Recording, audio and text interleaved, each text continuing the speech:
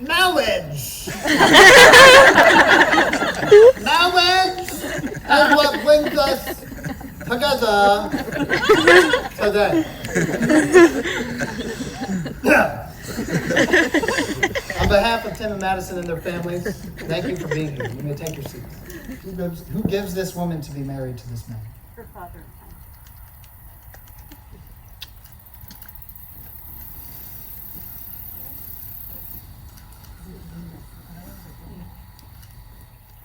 Be calm, love me, today, yesterday, what tearful longings for you. You, my life, my all. Farewell, oh continue to love me, never misjudge the most faithful heart of your beloved, ever thine, ever mine, ever ours. Madi and Tim, your story together has finally brought you to this point. It has been a bestseller amongst your family and friends, who have prayed and hoped and dreamed with you and for you all this way, or even a part of the way if they came into the story late, probably because they were going to buy it at Barnes & Noble, but found that their 30% off price was still overpriced. And look at the faces of your family and friends. Consider the goodness of the Lord manifested, and offer thee your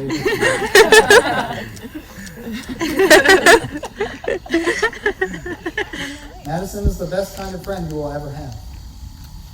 And it stands to reason that this kind of love is not cheap and it is not easy. It will be especially difficult when you come home late from football games and Madi still asks you to do the dishes. Or when she wants you to stop in literally every single antique store on a long road trip. Or if she asks you to pause your video game to ask you which shoes she looks better in.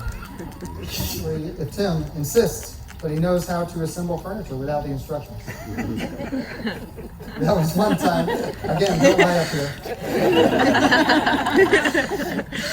Or if he ever decides that a movie adaptation is better than a book. Or if he ever asks you to pause your video game to ask which shoes he looks better in. Tim and Patrick's father would read to them from the Book of Virtues. So, a wayfaring song by Henry Van Dyke. Oh, who will walk a mile with me along life's merry way? A comrade blithe and full of glee, who dares to laugh out loud and free and let his frolic fancy play. Like a happy child through the flowers gay that fill the field and fringe the way, where he walks a mile with me.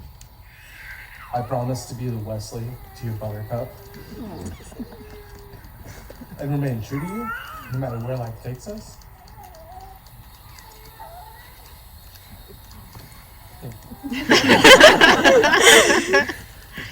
I promise to be the Sam to your Frodo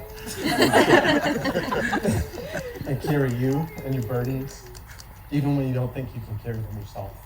I promise to be the Weasley twins to your literally everyone and keep humor in your life, even when you may not want it, and love you, even when you may find me exasperating and obnoxious. And I promise to be the snake to your Lily and remain devoted to you always.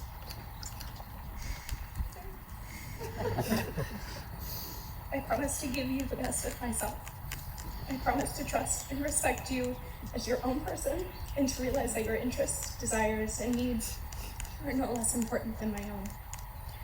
I promise to share with you my time and my attention and to bring joy, strength, and imagination to our relationship. I promise to grow along with you, to be willing to face change in order to keep our relationship alive and exciting. I promise to be your partner and equal in all things.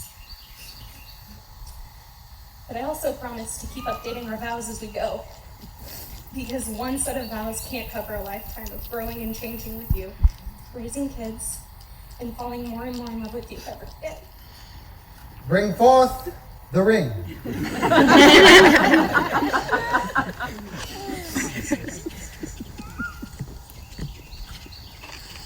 Madison and Tim, you each have chosen a ring with which to symbolize and seal your covenantal vows. The wedding ring has long been a portrait of covenantal fidelity and love. It represents a life of unwavering commitment and faithfulness to one another. It will serve you as a daily reminder to honor these vows you have made to one another. Timothy, in taking Madison to be your wife, I charge you to love and to cherish her, to give yourself wholly to her, to honor and sustain her in sickness and in health, in poverty as in wealth, to be true alone to Madison until death alone shall part you, for God's glory and her joy. Tim, do you so promise? Then take this ring and place it on Maddie's hand.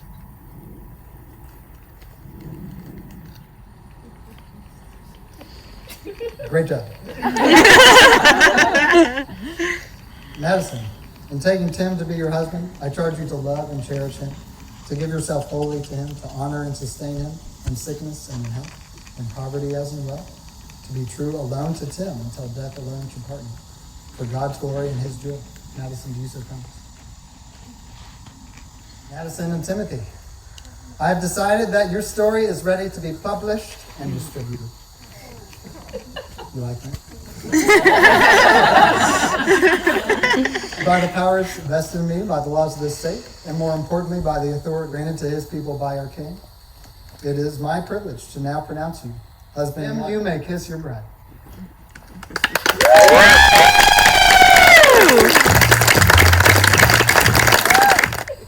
Ladies and gentlemen, it is my great honor to present to you Mr. and Mrs. Timothy Gillespie.